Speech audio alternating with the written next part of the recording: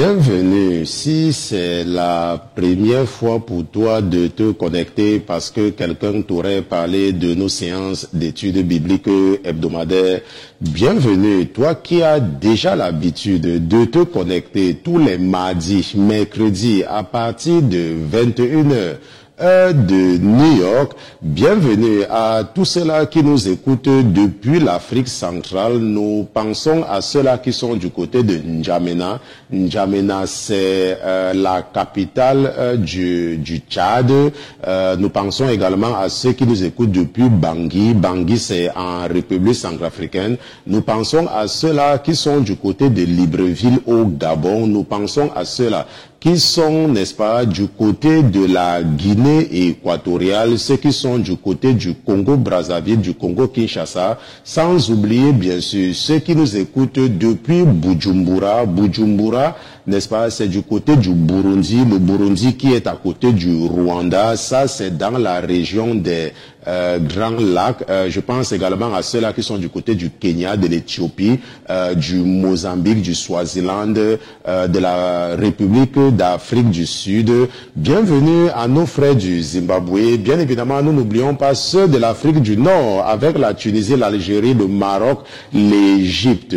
Bienvenue à nos auditeurs de la mère patrie. La mère patrie, c'est la France, bien sûr. Nous saluons ceux qui sont du côté de Paris, du côté de Reims, du côté de Lyon, du côté de Marseille, Bordeaux. Nous n'oublions bien sûr pas ceux qui sont du côté de la Suisse. La Suisse également, avec le pays voisin, avec quelques pays voisins comme, n'est-ce pas, les Pays-Bas, la Norvège, la Suède, la Finlande, l'Allemagne, l'Autriche, et sans oublier bien sûr ceux qui sont de l'autre côté de la Manche, ça veut dire du côté de Portsmouth. Portsmouth, c'est en Angleterre, c'est dans le sud de l'Angleterre. Bienvenue à ceux-là qui sont du côté du Pérou, du côté de la Bolivie, du Brésil, du côté de tous ces pays de l'Amérique latine. Bien sûr, nous pensons également à ceux qui sont au Canada et ici aux États-Unis. Bienvenue à tous nos auditeurs qui nous écoutent depuis les pays arabes et ceux également qui nous écoutent depuis le Proche, le Moyen et l'Extrême-Orient. Nous n'oublions pas ceux-là qui sont du côté de la Chine, du côté de la Corée du Sud.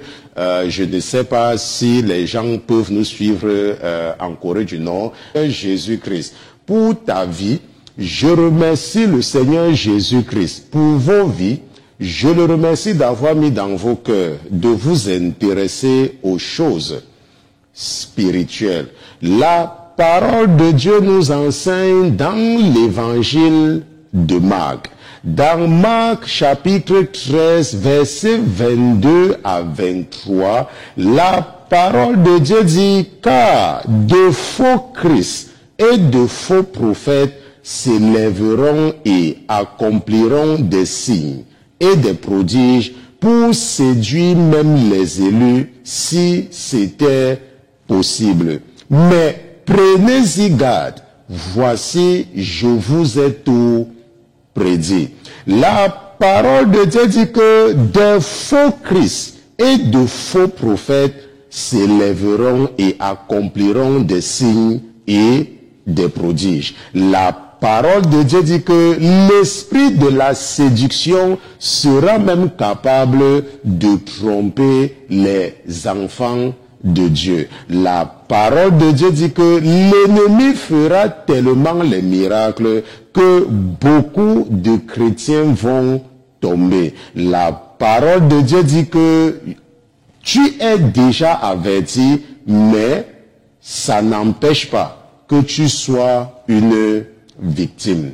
Je ne sais pas comment l'ennemi réussit à te faire croire que tu peux tous les identifier sans l'intervention du Saint-Esprit. Je ne sais pas comment l'ennemi s'est arrangé pour que tu qualifies d'homme ou de femme de Dieu quelqu'un qui se lève le matin sans manger et te dit que Dieu lui a dit de te dire quelque chose. Je ne sais pas comment tu as réussi à fuir la maison de Dieu pour t'accrocher aux gens qui ne parlent qu'avec toi au téléphone et que tu n'as jamais rencontré. Je ne sais pas comment l'ennemi réussit à te fermer à la maison parce que tu entends une voix satanique selon toi, c'est Dieu qui te demande de rester à la maison.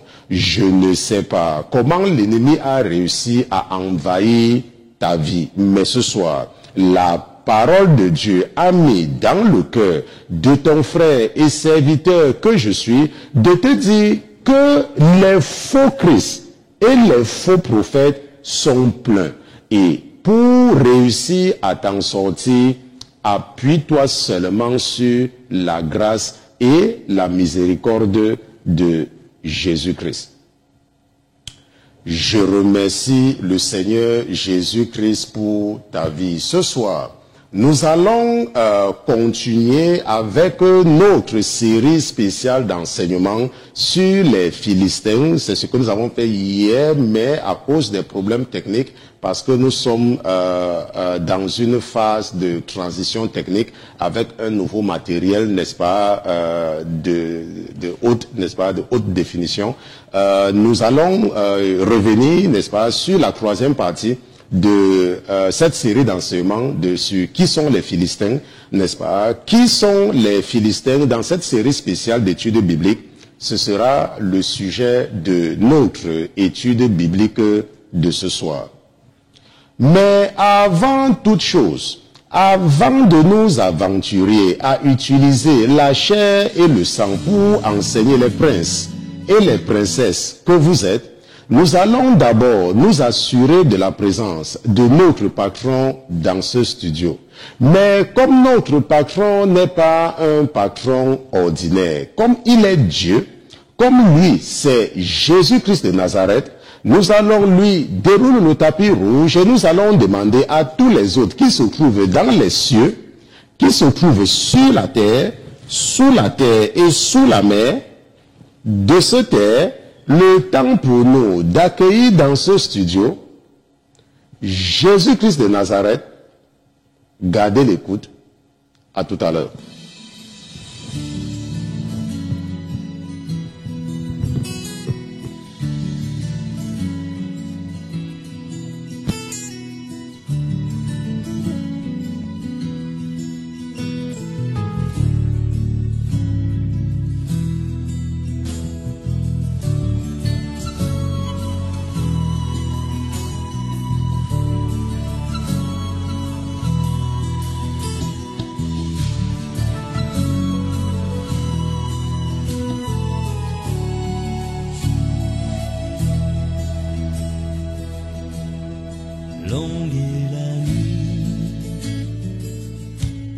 Profond le silence, les ténèbres ont l'absence de lumière et d'éclat, de l'ombre à l'oubli, de la peine à la faute, à ne croire à rien d'autre qu'à l'effort sans la foi. Mais je lève la voix, je me lève et je crois à la vie qui redonne et le souffle et la force aux élans de ma foi. Et je marche et je vois un chemin au-delà, une étoile au matin et la nuit qui s'en va au cri de ma joie. Dans mon cœur tombe des cris et mes lèvres se ferment sur des mots qui m'enferment dans le sens qu'ils ont. Et pourtant je sais bien, avec l'aube à ma porte et les chants qu'elle m'apporte, je saurai le chemin. Je lève la voix, je me lève et je crois à la vie qui redonne et le souffle et la force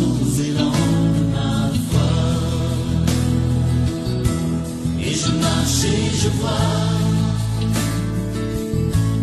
un chemin au-delà, une étoile au matin et la nuit qui s'en va, au cri de ma joie.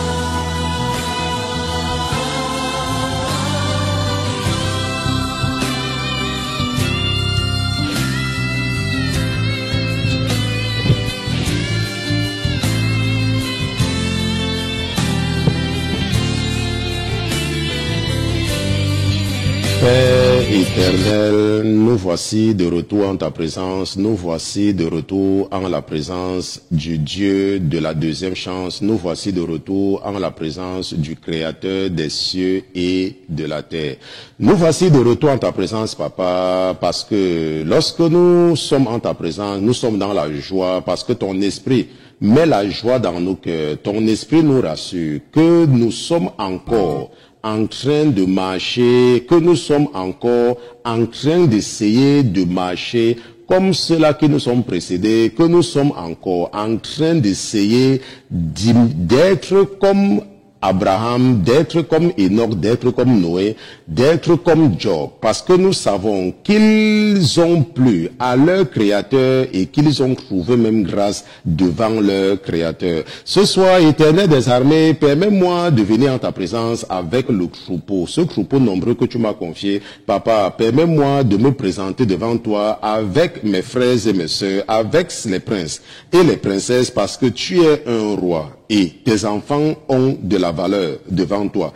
Nous avons tellement de la valeur à tes yeux, Papa, que tu n'avais pas hésité à mettre ton royaume en péril afin de donner à tous ceux-là qui croiront à l'œuvre de la croix une opportunité de pouvoir un jour chanter avec les anges au paradis, une opportunité de pouvoir danser avec les séraphins, une opportunité de pouvoir voir le Dieu qui réside parmi les chérubins. Je te dis merci, Éternel des armées, pour la grandeur de ta miséricorde. Je te dis merci parce que tous les jours, tu renouvelles tes bontés dans nos vies. Tous les jours, tu nous aides à toujours nous rappeler de mettre en pratique les lois et les ordonnances que tu as consignées dans ton livre précieux, que tu nous as même d'ailleurs donné le nom et que nous appelons la Bible. Et nous ne venons pas vers toi ce soir avec la prétention d'être juste, parce que nous savons que tu es Dieu et qu'il est impossible à la créature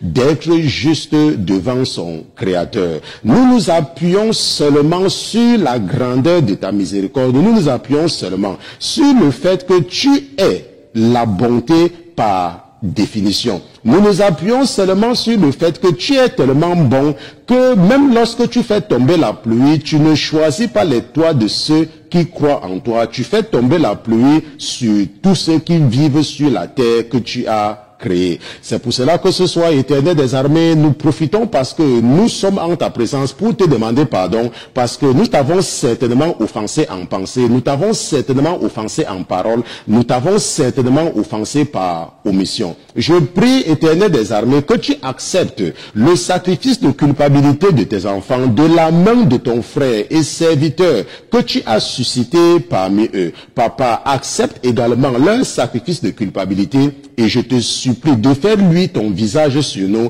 afin de nous accorder la faveur de nos maîtres selon la chair. Ce soir, nous venons parce que nous voulons être enseignés par toi. C'est pour cela que nous te supplions d'utiliser un langage simple pour pouvoir communiquer à nos esprits ce que tu voudrais que nous comprenions. Nous te remercions déjà de n'avoir pas méprisé notre deuxième rendez-vous de la semaine. C'est au nom de Jésus-Christ que ton serviteur et tes enfants d'une seule voix nous te disons Amen, amen, amen. Nous remercions Dieu pour Jésus-Christ, nous remercions Jésus-Christ pour sa fidélité, nous le remercions parce qu'il est Dieu, nous le remercions parce que sans Jésus-Christ, il nous serait totalement impossible d'aller devant Dieu, car Jésus, c'est celui-là qui nous permet d'espérer, c'est Jésus, n'est-ce pas, qui est tout pour nous. Ok, c'est Jésus qui est tout pour nous. C'est pour cela qu'en tant que chrétiens, tous les dimanches, nous célébrons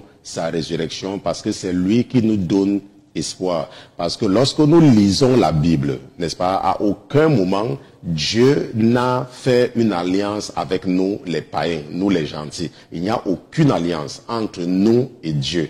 Et c'est Jésus qui s'est offert comme ce sacrifice, comme ce prémisse. La Bible dit que Jésus est le premier-né de toute la création de Dieu. Donc, en Jésus-Christ, nous offrons à Dieu le prémisse, n'est-ce pas? Le prémisse. Parce que la Bible dit que nous devons offrir à Dieu le prémisse, n'est-ce pas? De ce que nous avons. Et Jésus est ce prémisse-là. Et c'est pour cela que Jésus est pour nous tout, n'est-ce pas? La Bible dit que c'est la pierre angulaire, n'est-ce pas? Les autres l'ont rejeté, mais nous comprenons qu'il est la pierre angulaire et que ce n'est qu'en lui que nous pouvons être justifiés devant le Dieu d'Abraham, devant le Dieu d'Isaac, devant le Dieu de Jacob. Nous avons vu en introduction, n'est-ce pas, que Jésus l'a dit, parce que ça, ce sont ses propres paroles, que le moment viendra où l'ennemi sera même capable de tromper, n'est-ce pas, les élus. L'ennemi sera capable. Qu'il y aura tellement de faux prophètes et de fausses prophétesses que si nous ne faisons pas attention, même nous, pour qui, n'est-ce pas, il a un plan, nous allons tomber. On se comprend, nous allons tomber. Et je remercie donc, n'est-ce pas, le Seigneur pour tout ce qu'il fait pour nous, n'est-ce pas? Il fait beaucoup de choses pour nous. Et comme vous pouvez le voir, n'est-ce pas, nous faisons le maximum d'efforts d'évoluer. Et depuis hier, nous essayons notre nouveau système.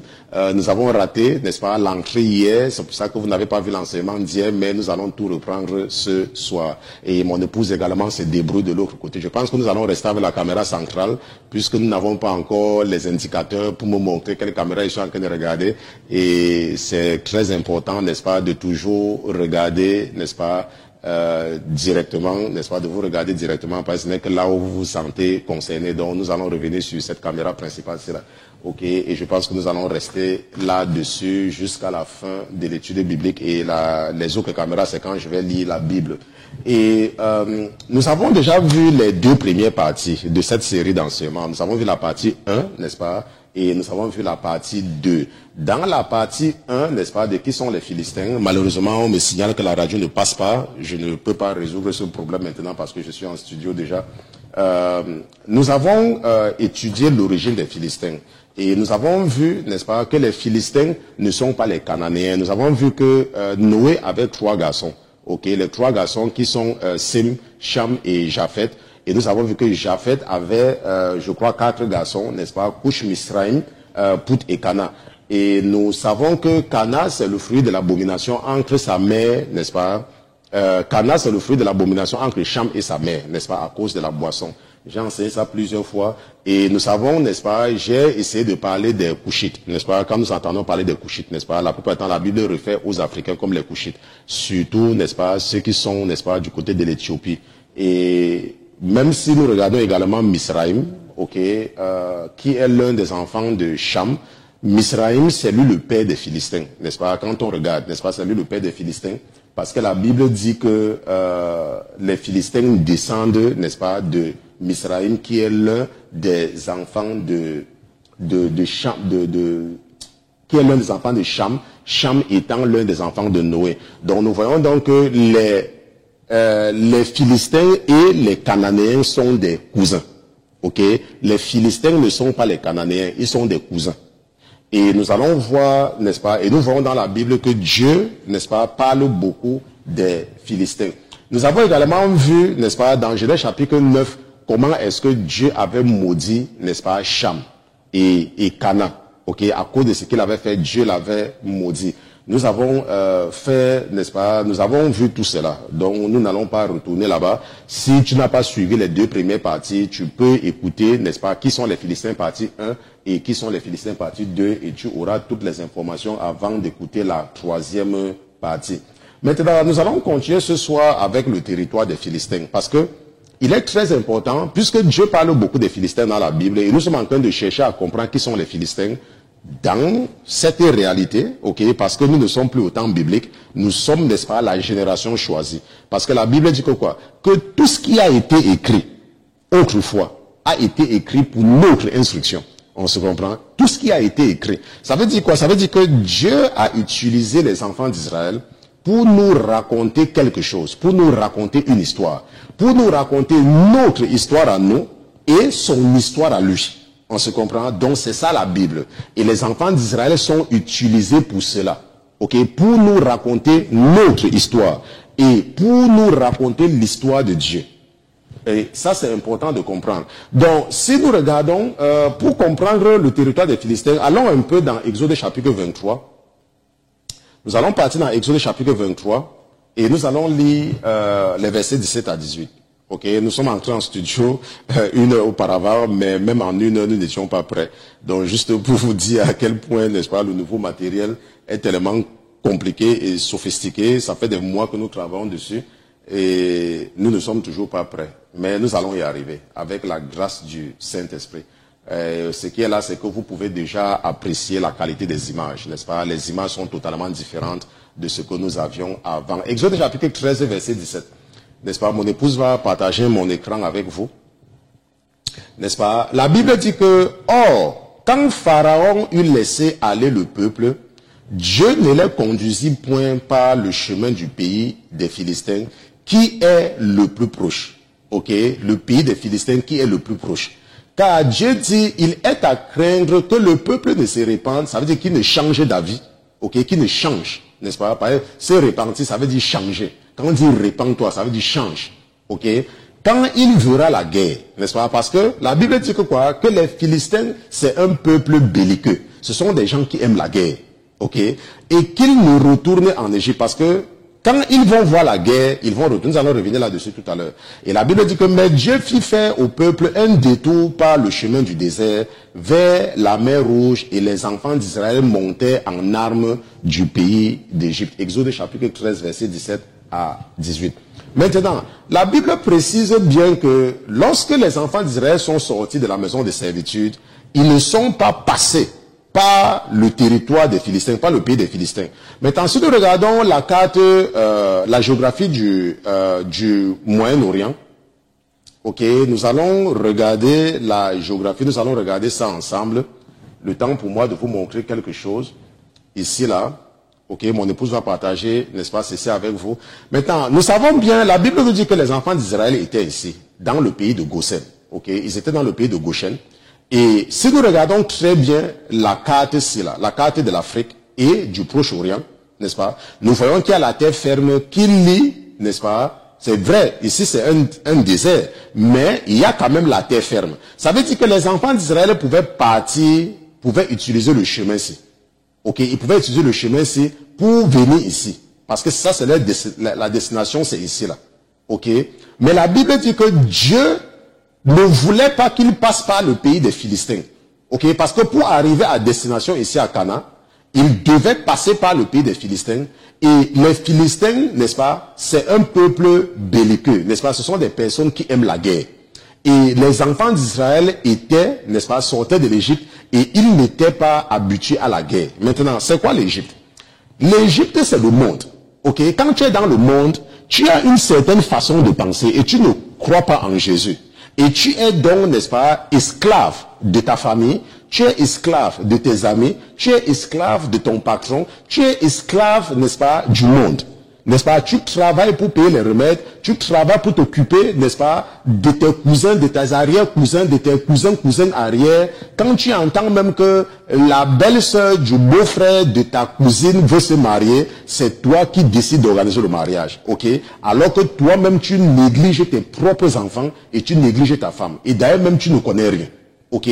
C'est pourquoi? Parce que tu es un esclave, n'est-ce pas, du Dieu du monde. Parce que tu vis pour plaire aux gens.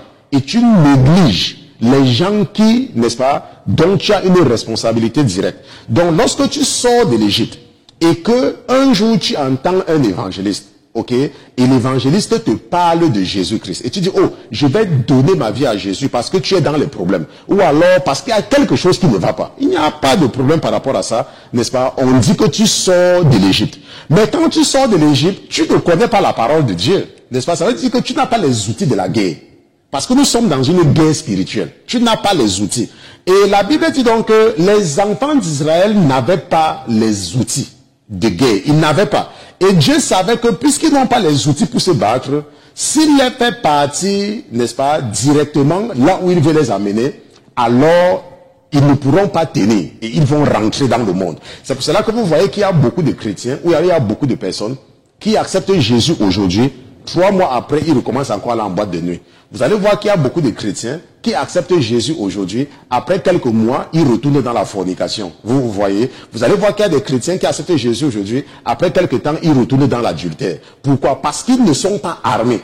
On se comprend, parce qu'ils ne sont pas armés. Maintenant, qu'est-ce que la Bible dit? La Bible nous dit que, et nous allons lire ça ensemble, ok? Voilà ce que la Bible nous dit au verset 17. Il dit, car il est à craindre, n'est-ce pas, et qu'il retourne en Égypte. Et le verset 18 dit que, mais Dieu fit faire au peuple un détour par le chemin du désert. Et nous allons voir ce qui va se passer. Ok, regardons le schéma ensemble. Donc, regardons le schéma si mon époux va partager, n'est-ce pas, mon écran avec vous. Ok, donc, si mon épouse vous montre mon écran, vous voyez que les enfants d'Israël vont partir toujours de Ramsès, qui est dans le pays de Gosen, n'est-ce pas, qui est au nord de l'Égypte. Ok, et la Bible dit que quoi? Que de Ramsès, ils vont s'arrêter à Sukkot, et de Sukkot, ils vont s'arrêter à Pi-Hahiroth. Et c'est là, n'est-ce pas, que Dieu va faire un chemin, n'est-ce pas, au niveau de la mer. Ok, Dieu va faire un chemin au niveau de la mer Rouge, et les enfants d'Israël, n'est-ce pas, vont continuer, et la Bible dit que 3 jours plus tard, ils vont arriver à Mara. Ok, et j'ai parlé, je pense que j'ai enseigné sur les eaux amères de Mara, et je vous ai dit que, n'est-ce pas, Dieu opère, parce qu'il faut comprendre ce qu'on appelle le principe des eaux amères de Mara. Je ne sais pas si j'ai enseigné ça de façon explicite, mais votre sœur certainement va me rappeler cela, n'est-ce pas, le principe des eaux amères, ok, de Mara, le principe des eaux amères. Et ce qui se passe, c'est que quoi, c'est que les enfants d'Israël vont donc venir ici, là. Ok, après Mara, ils vont aller à Élim. Après Élim, la Bible dit que ils vont arriver dans le désert de Sin. Et là-bas, ils vont arriver à Rephidim, n'est-ce pas, Rephidim. Après Rephidim, là où les enfants d'Israël vont d'abord, n'est-ce pas, contester avec Moïse. Après, quelques temps après, je pense que 3 mois plus tard, ils vont arriver au mont Sinaï. On se comprend? Le mont Sinaï, qui est encore appelé le mont Horeb, qui est appelé la montagne de Dieu. Et c'est au mont Horeb que Dieu va parler à toute la congrégation des enfants d'Israël. Et ils vont dire que nous ne voulons pas entendre, parce qu'ils vont avoir peur. Et ils vont demander à Dieu de parler à Moïse, et Moïse de venir leur dire ce que lui l'a dit. Et nous comprenons par là que c'est ça l'origine des prophètes, n'est-ce pas? Les prophètes qui sont les intermédiaires entre Dieu et les autres. Ok, Dieu parle aux prophètes, et le prophète vient parler au peuple de Dieu. Bien sûr, il y a également les faux prophètes. Ok, les faux prophètes. Maintenant, ce qui se passe donc, c'est que, pourquoi est-ce que Dieu fait passer les enfants d'Israël ici? La Bible nous dit que c'est pour les amener ici au mont Sinaï. Et c'est au mont Sinaï que Dieu va leur donner, n'est-ce pas, ses lois et ses ordonnances. Et c'est également au mont Sinaï que nous allons maintenant entrer en jeu. Nous les païens. Ok, là où Dieu va penser à nous. Parce que la Bible dit que quand Moïse va partir voir Dieu, et il va rester là pendant 40 jours, les enfants d'Israël vont se faire un veau d'or. Et ils vont dire que, oh, voici celui qui vous a fait sortir de l'Égypte. Et la Bible dit que Dieu donc, n'est-ce pas, que Dieu sera jaloux. Et Dieu va leur dire que comme vous m'avez rendu jaloux, moi aussi je vais vous rendre jaloux. N'est-ce pas, par un peuple insensé, un peuple qui ne comprend rien. Et ce peuple-là, c'est nous. C'est pour cela que Dieu nous facilite les choses. C'est pour cela qu'on dit que nous sommes sous la grâce. Parce que les exigences que Dieu attend, n'est-ce pas, des enfants de Jacob, il n'attend pas les mêmes exigences de nous, puisqu'il sait que nous sommes insensés. C'est pour cela qu'il s'est offert lui-même, afin de nous donner le sacrifice qu'il exige aux enfants d'Israël. N'est-ce pas, chaque fois. Jésus s'est donné. Est-ce qu'on se comprend? Maintenant, nous savons donc que lorsque les enfants d'Israël vont partir d'ici, étant équipés avec la parole de Dieu, certains ne vont toujours pas croire. Et au lieu d'entrer dans leur promesse, vous voyez, quand ils partent du mont Sinaï, ils sont maintenant en train de remonter pour aller ici à Canaan. Mais qu'est-ce qui va se passer? La Bible dit que quand ils vont arriver ici à Kadès, que mon épouse est en train de montrer à Kadès, n'est-ce pas? Ils vont encore douter de la puissance de Dieu. Et qu'est-ce que Dieu va faire? Dieu va les punir pour 40 ans.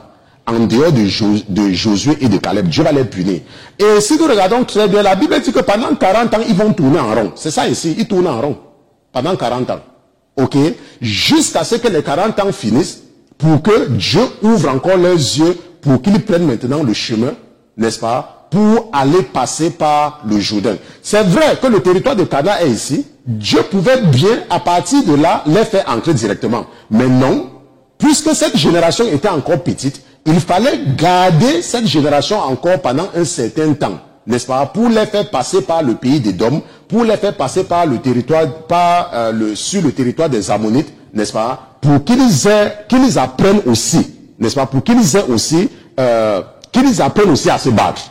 Parce que c'était des enfants. Ce sont leurs pères, n'est-ce pas, qui étaient sortis de l'Égypte. N'est-ce pas? Nous pouvons comprendre, ils avaient peut-être, certains sont nés dans le désert, d'autres sont sortis, n'est-ce pas, à l'âge de 17 ans, 18 ans, 12 ans. Maintenant, ça veut dire quoi? Quel est le rapport entre ce que nous voyons ici là et nous? Ça veut dire que quoi? Quand tu ne connais pas Jésus, ou alors tu viens à Jésus, et on te parle, tu n'écoutes pas. On te parle, tu n'écoutes pas. Ce qui peut se passer, c'est que Dieu peut te laisser dans ton embrouille. Ok, et tu passes le temps à tourner en rond. Comment est-ce que tu peux tourner en rond? Tu vas à l'école, tu dis que tu veux devenir infirmière. Après un an, tu changes d'avis. Tu dis que non, je ne veux plus être infirmière. Je veux maintenant être avocat. Tu abandonnes les études d'infirmière que tu avais commencé. Tu pars maintenant faire les études d'avocat. Après quelques temps, arrivé à l'école d'avocat, on te chasse. On se comprend parce qu'on dit que tu ne peux pas.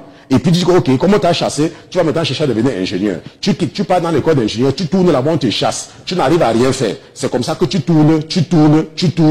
Pourquoi? Parce que tu as douté, parce que tu ne crois pas. Ok? Parce que tu n'as pas la foi. On se croit. Maintenant, comment est-ce que encore le diable ou alors Dieu peut t'abandonner et tu tournes en rond? Par exemple, tu vois un homme, il dit qu'il va t'épouser. Ou il dit, oh chérie, je t'aime. Je t'aime. Si ce n'est pas toi, c'est moi. Toi, ce n'est pas moi, ce ne sera pas toi. On se comprend? Et c'est comme ça que tu te donnes à lui. Après, il met l'enfant dans ton ventre, boum, il disparaît. On se comprend. Et quand il disparaît comme ça, un autre vient. Il dit que non, moi je t'aime comme ça. J'aime même les femmes qui sont enceintes. Ne te dérange pas. Quand tu vas accoucher, on va se marier. Et il te dit ça pour te tromper. Tu accouches, c'est vrai. Il fait semblant de s'occuper de toi. Il met aussi sa part. Quand il a mis sa part, boum, il commence aussi à faire ces choses. Ce n'est plus que toi qui étais avec moi, moi qui étais avec toi là. Ça devient maintenant que je ne suis plus là, toi tu n'es plus là.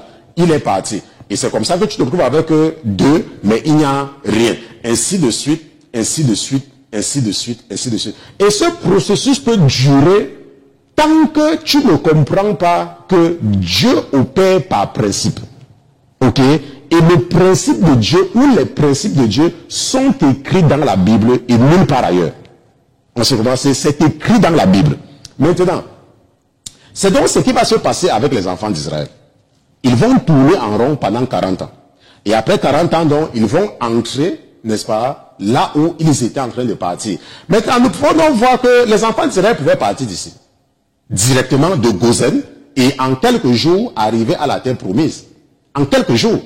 On se comprend. Donc tout dépend, n'est-ce pas, de ton obéissance. Quand parfois tu as des problèmes, et tu viens à Jésus parce que tu as des problèmes, et on te parle de la Bible, mais tu n'écoutes pas.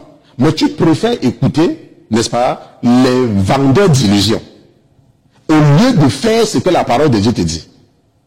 Maintenant, une chose que nous allons voir, n'est-ce pas, l'esprit des Philistins. Parce que nous sommes en train de comprendre l'esprit, n'est-ce pas, qui sont les Philistins. Nous allons donc, parce que pour comprendre un esprit, il faut chercher, n'est-ce pas, les caractéristiques de son Dieu. Et les Philistins ont un Dieu. Et le Dieu des Philistins, c'est Dagon. Allons un peu dans 1 Samuel chapitre 5, et nous allons voir, n'est-ce pas, le Dieu des Philistins là-bas. 1 Samuel chapitre 5. Mon épouse va partager mon écran avec vous tout à l'heure, juste le temps pour moi de mettre ça à 1 Samuel chapitre 5 et regardons des versets 1 à 7. Ok, regardons des versets 1 à 7. La Bible dit que, oh, les Philistins prirent l'arche de Dieu. Ok, je pense qu'on va enlever, oui. Donc, oh, les Philistins prirent l'arche de Dieu et l'amenèrent d'Ébénézer à Asdod. Et la Bible dit que, puis les Philistins prirent l'arche de Dieu et l'amenèrent dans la maison de Dagon.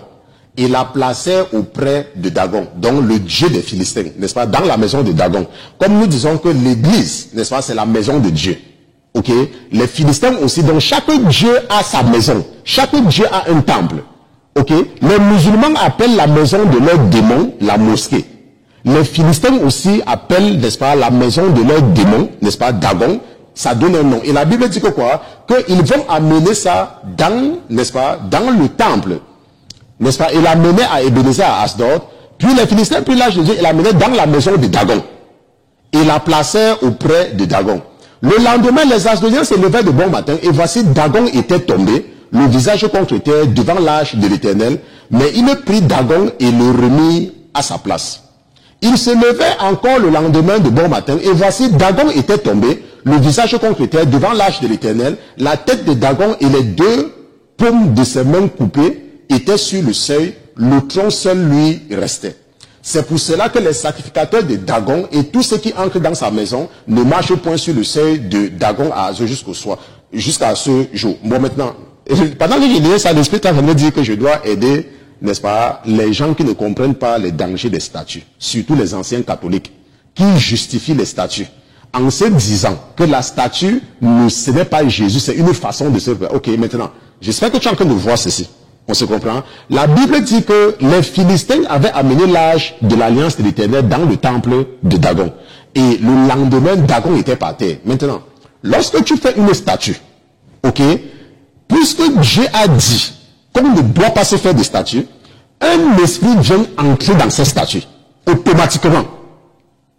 Pourquoi? Parce que Dieu a dit qu'on ne doit pas se faire de statues.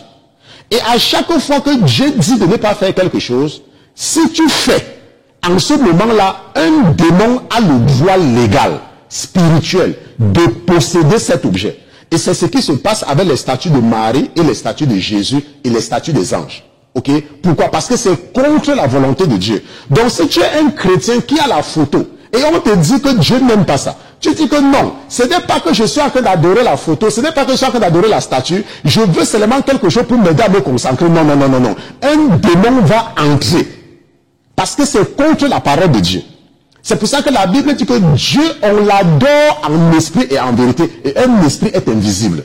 Tu n'as pas besoin de quelque chose pour te connecter à Jésus-Christ. Tu n'as pas besoin d'une chaîne, tu n'as pas besoin de la croix, tu n'as pas besoin d'une bague, tu n'as besoin de rien. On se comprend? Et ça, c'est un exemple. Parce que la Bible dit que la statue de Dagon était par terre. Si la statue n'avait pas une importance, pourquoi c'est par terre?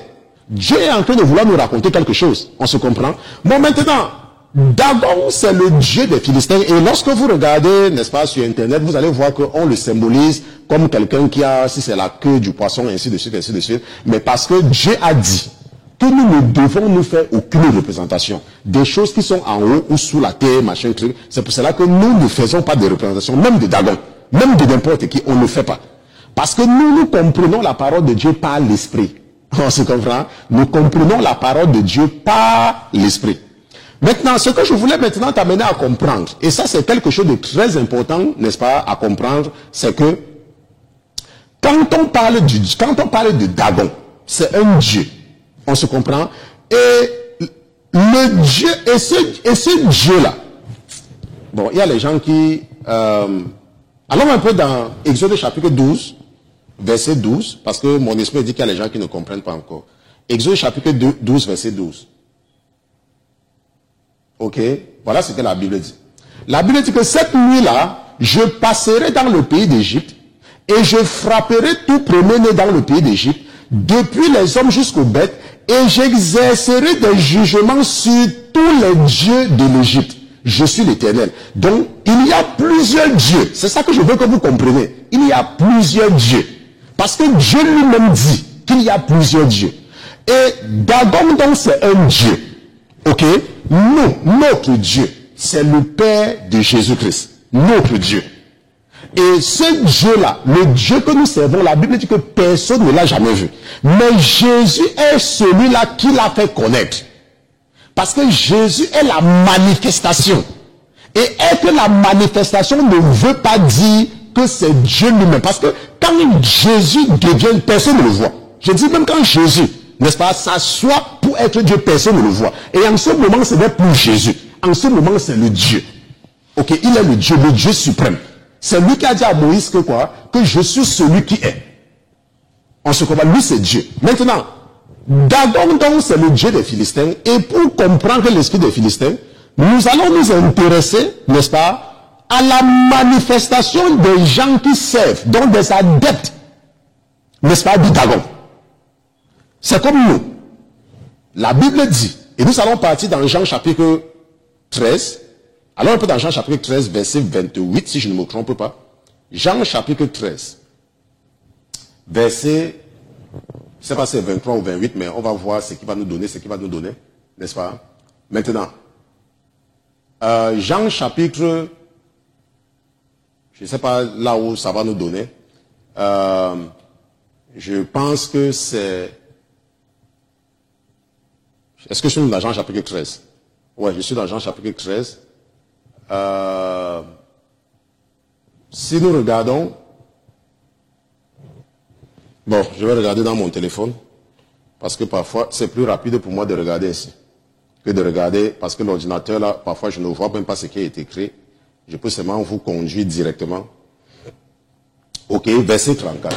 Ok, donc, parce que ici, je vois moins. Maintenant, regardons ce que la Bible dit. Ok, ça, c'est Jésus qui parle. Jésus dit, je vous donne un commandement nouveau.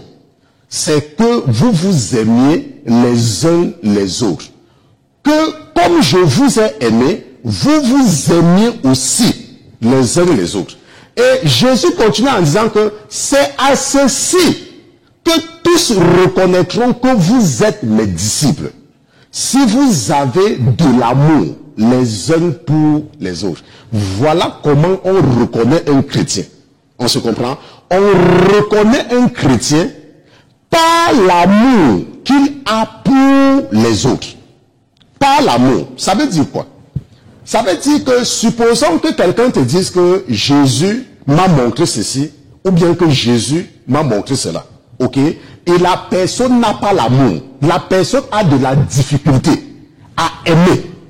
En ce moment-là, n'est-ce pas, tu reconnais que l'esprit qui est dans la personne ne peut pas être l'esprit de Jésus-Christ. Pourquoi? Parce que la personne n'est pas un disciple. La personne ne manifeste pas l'amour. C'est pour cela que vous voyez que la nouvelle religion du diable, que j'ai enseignée il y a quelques années, c'est cette religion qui amène les gens à croire qu'on est chrétien parce qu'on ne met pas les mains sur la tête.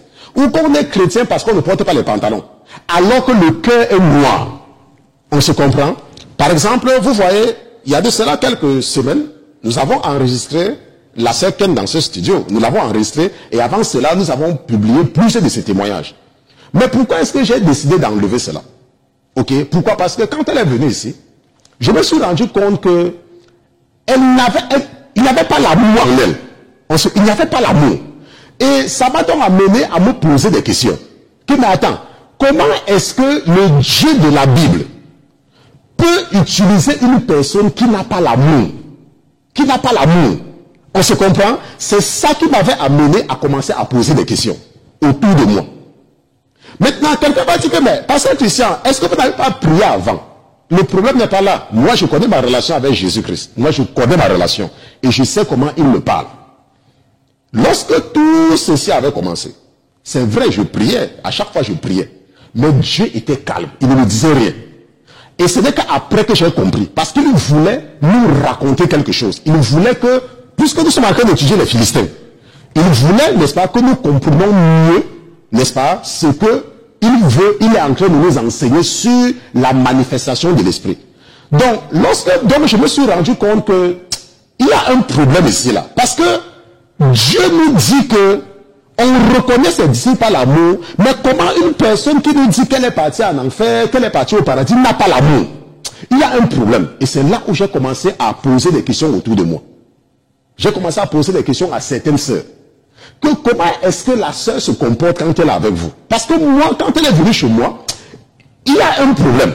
On se comprend? Et c'est en ce moment-là que le Seigneur maintenant a permis que les sœurs qui savaient déjà certaines choses commencent à s'ouvrir pour nous dire des choses. Et c'est comme cela qu'à la dernière minute, mon esprit m'a dit que je veux que tu appelles telle personne. Et j'ai donc appelé la personne. Et la personne m'a donc maintenant fait beaucoup de révélations. C'est là où j'ai compris que Dieu avait pris cette sœur-là pour mettre à côté d'elle, pour enregistrer tout ce qu'elle disait. C'est comme si elle se levait le matin, elle lui disait, elle se couche le soir, elle lui dit. Quand elle voit le chien, elle lui dit. Elle voit le chat, elle lui dit. Et il y avait quelque chose dans la sœur qui lui demandait de tout garder. Et c'est en ce moment-là qu'elle m'a tout donné. Par exemple, je vous ai fait suivre certaines choses, mais je vais également partager avec vous quelque chose. Ok? Et juste pour vous aider à comprendre. Nous allons voir ensemble certaines choses, ok? Comme vous aimez trop le commérage là, je vais tâcher, n'est-ce pas? Mon épouse ne montre pas encore mon écran. Je vais seulement montrer quelques parties. Le moment venu, ok? Bon. Nous allons regarder, n'est-ce pas? Une personne qui a l'esprit de Dieu Et nous allons voir ensemble si le Dieu que nous servons peut avoir un tel langage, n'est-ce pas? Ça, c'est un message qui m'a été parvenu. Que la sœur, n'est-ce pas, avait envoyé à une personne. Ok? Donc ça, c'est un message. Mon épouse va montrer mon écran avec vous. Ok? Donc ça, c'est l'un des messages qu'elle a envoyé. Nous allons voir ça en partie parce que je ne veux pas que je vais vous montrer le nom de la personne. Ok? Donc on passe avec ça. Elle dit à la sœur, n'est-ce pas? Ça, c'est la sœur Ken qui envoie ce message à une sœur dans son forum qu'elle avait créé. Ok? Et elle sait, elle écoute ce message, elle sait de qui je parle. Mais je ne veux pas seulement exposer la personne. Elle dit, Shalom ma sœur, je constate que la fatigue est vraiment utilisée par la dite personne. La dite personne, c'est moi, hein. Moi, son pasteur. Elle était chez moi quand elle a envoyé ce message. Elle était chez moi. Elle vivait chez moi. On se comprend? Elle vivait chez moi. Elle prenait le petit déjeuner chez moi. Elle mangeait chez moi. Ok? Bien évidemment, aux frais du ministère. Ok? Chez moi. Mais elle dit, la dite personne. Pour ne pas m'enregistrer en lettres majuscules. Hier, il était le soir qu'il ne fasse pas d'études bibliques, mais qu'il fasse des arrangements pour pouvoir m'enregistrer le moment venu. Et puis, ce qui est aberrant, c'est qu'il m'avait bien dit au téléphone, avant que je parte, c'est qu'il était déjà prêt. Mensonge. On se comprend. Ça, c'est une personne que Dieu utilise pour aller au paradis et en enfer. Ok? Maintenant, on va quitter sur mon truc parce qu'on va regarder la suite, n'est-ce pas? Le temps pour moi de prendre encore une autre partie pour vous montrer. Ok? Je fais une copie d'écran, n'est-ce pas? Ceux qui ont les iPhones savent comment ça se passe, n'est-ce pas? Mon époux va montrer mon écran. Maintenant, on continue. À la place, il a commencé à raconter des choses dont je m'en foutais même. Ok? Ça, c'est elle, hein? C'est la personne que Dieu amène au paradis en enfer, là. Dont je m'en foutais même. Alors que tout le temps qu'il a passé pour raconter cela, il pouvait aussi bien faire ces enregistrements-là. Incroyable. 3 points d'exclamation. Donc, de toute façon, je ne cherche pas à me montrer. S'ils veulent, ils font leur part. S'ils veulent qu'ils ne la fassent même pas. Moi, je n'ai aucun problème avec ça. Ils me répondront devant Dieu. Mais quand je tournerai le dos là, qu'ils n'inventent pas, n'est-ce pas, des choses sur moi comme quoi, ainsi de suite, ainsi de suite. Ça, n'est-ce pas, on va enlever cela pour que les gens ne regardent pas les noms des gens sur ça, ok, n'est-ce pas? Ça, c'est le langage d'une personne qui dit que Dieu m'a amené en enfer, Dieu m'a amené au paradis. Ça, ce n'est pas possible. On se comprend? C'est la raison pour laquelle j'ai enlevé tous ces témoins, parce que ce sont des faux témoignages. Parce que la Bible nous dit quoi? Que, allons un peu dans Galates chapitre 5. Je pense que c'est ce que le frère Steve a choisi pour lire comme passage aujourd'hui. Ok? Galates, n'est-ce pas? Ça, c'est mon livre favori. Galates, chapitre 5, verset 22. Galates, chapitre 5, verset 22. Qu'est-ce que la Bible dit?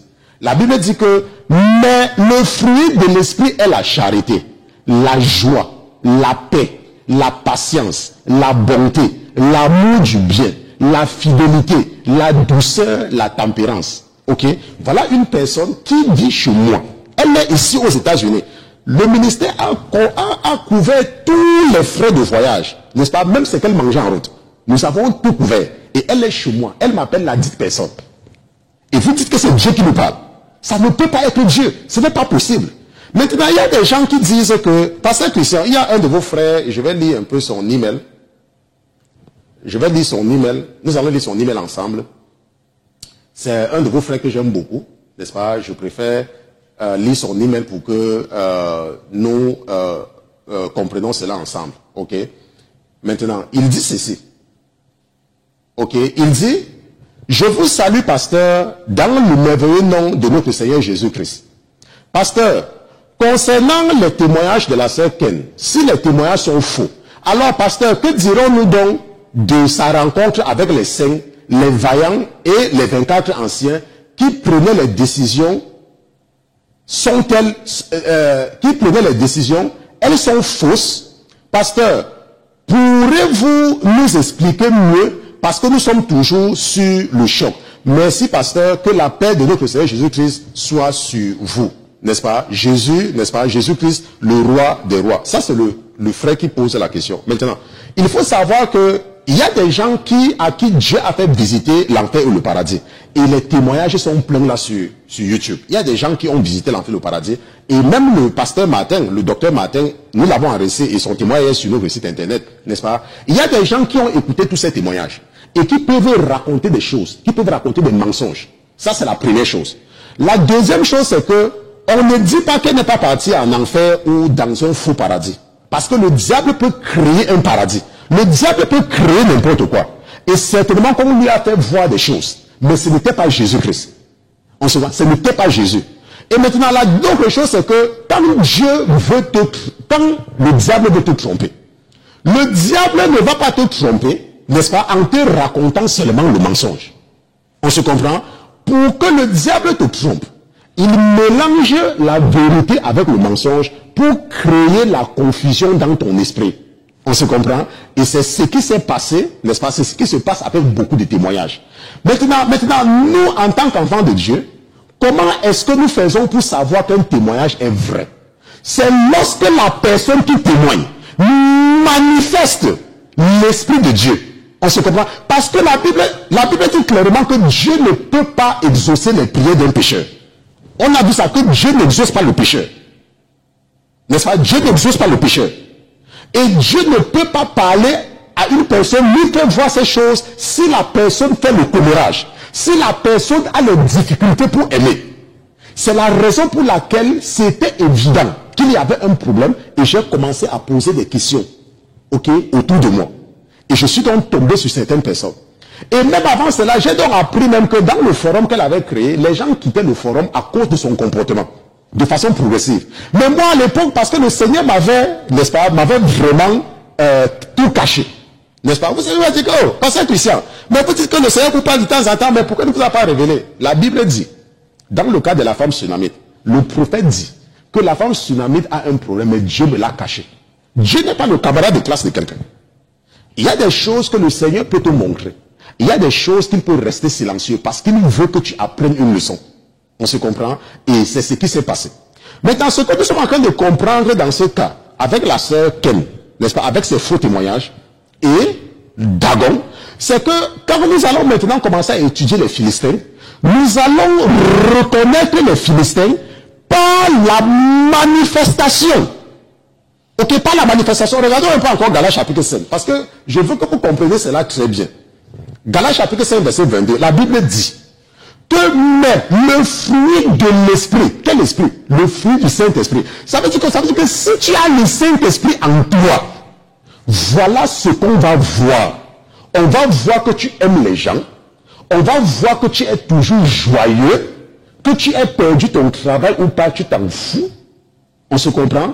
Si tu n'as même pas à manger, tu t'en fous. On va voir que tu aimes toujours mettre la paix autour de toi. La sœur Ken était dans le groupe de prière avec certaines femmes. Elle a quitté ce groupe et menti à certaines sœurs dans ce groupe que Dieu n'est plus dans ce forum. Et elle a donc pris certaines sœurs pour aller créer un autre forum. Et qu'est-ce qu'elle m'avait dit? Que, oh pasteur, j'ai créé un forum et nous prions pour vous. Mais lorsque j'ai parlé à certaines sœurs là-bas, elle me dit, quand tu arrivais dans ce forum, on te fabriquait, c'est-à-dire qu'on te lavait le cerveau en salissant le pasteur Christian.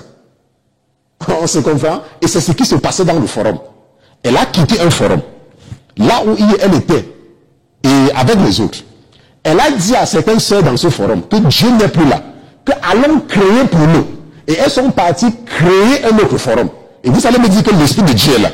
Et vous allez me dire qu'elle est partie au paradis. Ce n'est pas possible. En fait, ça peut être n'importe quel Dieu qui l'a amené, hein, mais pas le Dieu de la Bible. Parce que la Bible nous dit que quand quelqu'un a l'Esprit de Dieu, la personne recherche toujours la paix. La personne a de la patience. Nous avons vu le message qu'elle a envoyé, n'est-ce pas?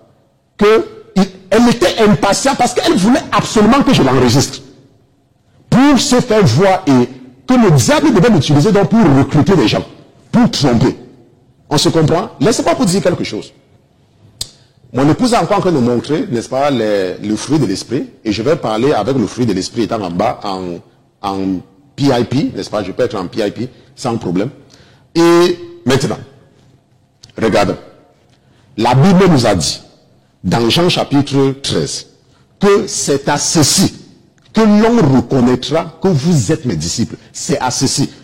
Allons là-bas encore. Jean chapitre 13, ok, verset 32. Verset 32. Chaque fois, je me trompe. Ok, verset 36. Pas 32. Ok. Je serai en bas là-bas et puis on va me voir. Maintenant, la Bible dit dans Jean chapitre 13, verset 35. C'est à ceci. Ok. Ça, c'est Jésus qui parle. C'est à ceci que tous reconnaîtront que vous êtes mes disciples si vous avez de l'amour les uns pour les autres. Nous allons revenir sur ça jusqu'à ce que le Saint-Esprit va enlever ça de moi. Parce que depuis, c'est ça qu'il voudrait que je vous enseigne. Maintenant, tu me dis que je vis dans la sanctification. Je ne porte plus les pantalons. Je ne mets plus les fonds de teint. Je ne mets plus les faux cheveux et tout et tout. Mais tu n'aimes pas. Ça veut dire que tu parles mal des gens. Tu peux me dire que tu connais Dieu. Tu connais Dieu. Tu parles mal d'un pasteur. Parce que tu portes les longues robes. Mais tu parles mal d'un pasteur. Tu parles mal d'une sœur. Et tu me dis que tu as l'Esprit de Dieu. Tu n'as pas l'Esprit de Dieu. Ce n'est pas possible. Ce n'est seulement pas possible. Ce n'est même pas, et c'est impossible. Même si tu empruntes 4 dizaines, cela ne se peut toujours pas. L'Esprit de Dieu est un esprit d'amour. Est-ce qu'on se comprend? Si tu as de la difficulté à aimer les gens, si tu n'as pas de la patience, si tu n'as pas de la tempérance, l'esprit qui t'anime et qui te motive, qui te fait des révélations, qui te donne des rêves, c'est un esprit qui vient de la profondeur des ténèbres. Ou des profondeurs des ténèbres. Ça ne peut pas. Ce n'est pas possible. Parce que si c'est possible, ça veut dire que la Bible n'est pas vraie. Pourquoi? Parce que Jésus dit qu'on va reconnaître qu'il est en toi quand tu aimes les gens autour de toi. Et dans Galates chapitre 5, il nous aide encore. Ok? Il nous aide encore à identifier le vrai chrétien. Ok? Le vrai chrétien. Ok? Pas ceux qui sont les adeptes de la nouvelle religion du diable. Les adeptes de la nouvelle religion du diable.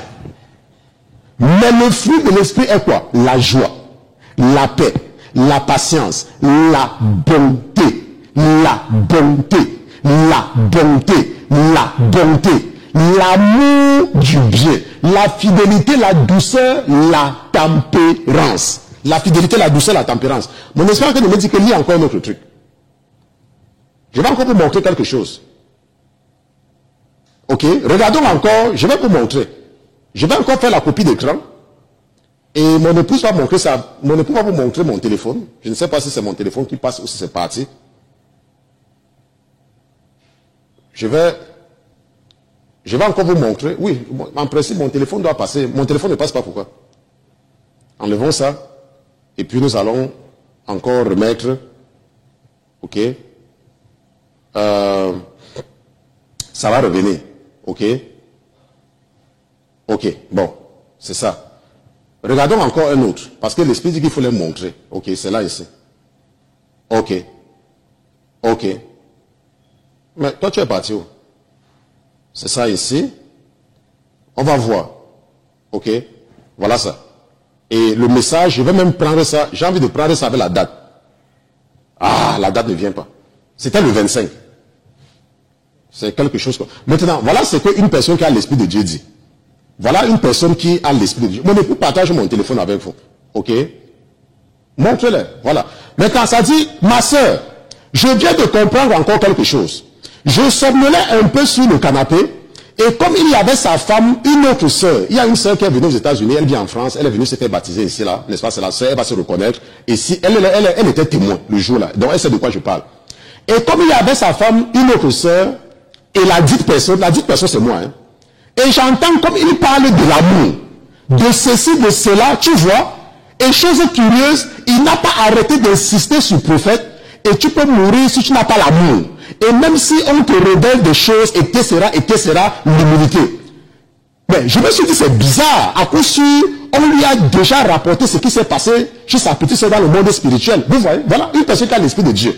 On est en train de parler de l'amour, ça l'énerve. Et vous allez me dire que la personne est partie, que Jésus a amené la personne au paradis. C'est le mensonge. C'est le mensonge. Pourquoi? Parce qu'un esprit, ok, un esprit, c'est pas le comportement de ses adeptes. On se comprend. Donc maintenant, avec toute cette compréhension-ci là, lorsque nous allons nous retrouver la semaine prochaine, Nous allons maintenant commencer à étudier les caractéristiques de l'esprit des Philistins. Et c'est comme cela que ça va te permettre d'identifier les Philistins qui sont autour de toi. On se comprend? Tu vas maintenant identifier les Philistins autour de toi. Quand nous allons maintenant étudier les caractéristiques, nous allons par exemple regarder la relation entre Abraham et Abimelech. N'est-ce pas? Comment est-ce que Abimelech avait reçu Abraham et qu'est-ce qui s'était passé? Et ça va te permettre de voir autour de toi qui est le Abimelech qui est dans ta vie. On se comprend? Nous allons également voir les cas, n'est-ce pas, de Isaac et Abimelech. Nous allons voir le cas de Samson, n'est-ce pas, avec Delilah. On se comprend? Nous allons voir le cas de Goliath et de David.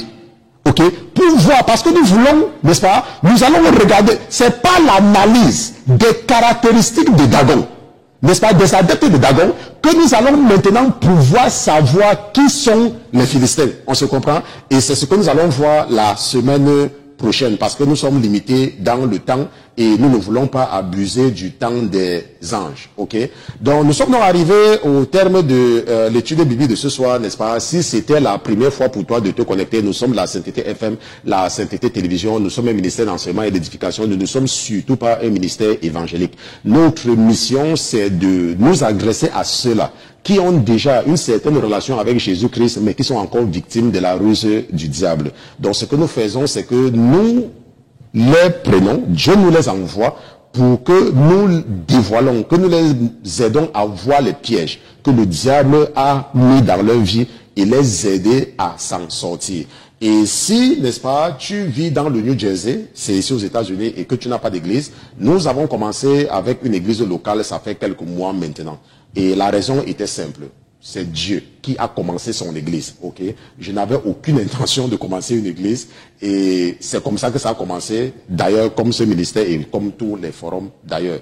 Et nous sommes sur la 119 Chadwick Avenue, n'est-ce pas? C'est à Newark. Et notre numéro de téléphone, c'est le 347 249 55 46. 347 249 55 46. Et notre culte, c'est de 10h à 12h30. Ok? Nous respectons l'heure.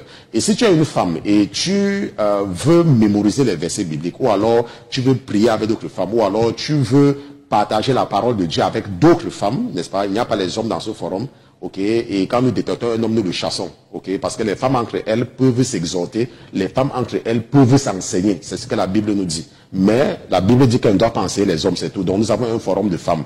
Ces femmes chrétiennes partagent la parole et si tu veux joindre le groupe, tu peux nous écrire à femmes. Partage la parole à lasainteté.com. Et elles ont également une émission. Elles s'arrangent toujours pour que je n'assiste pas à leur émission. Ça s'appelle Secret d'amour, n'est-ce pas? C'est là où elles partagent leurs secrets, n'est-ce pas? Pour rester dans la grâce, n'est-ce pas? Ou les grâces, n'est-ce pas? Du Seigneur. Et c'est tout.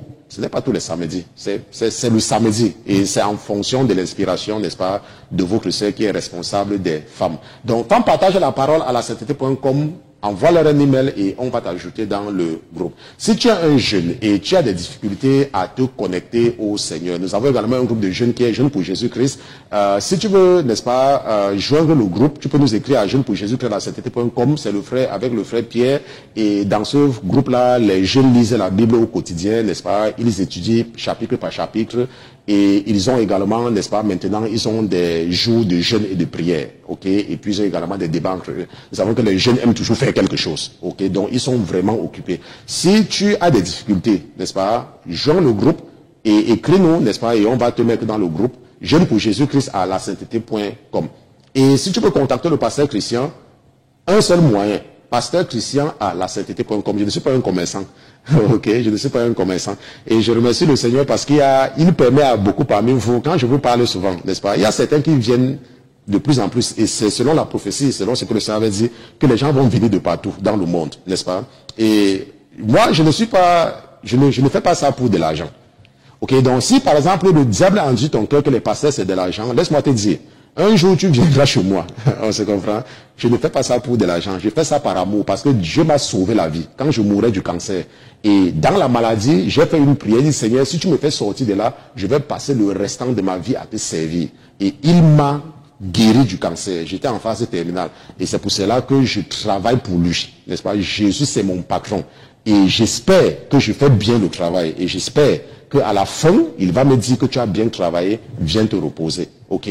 Donc, un seul moyen, je ne suis pas un commerçant pour m'appeler, et même si quelqu'un te donne mon numéro, je ne décroche pas le téléphone. Le seul moyen de me contacter, c'est pasteurchristian@lasainteté.com.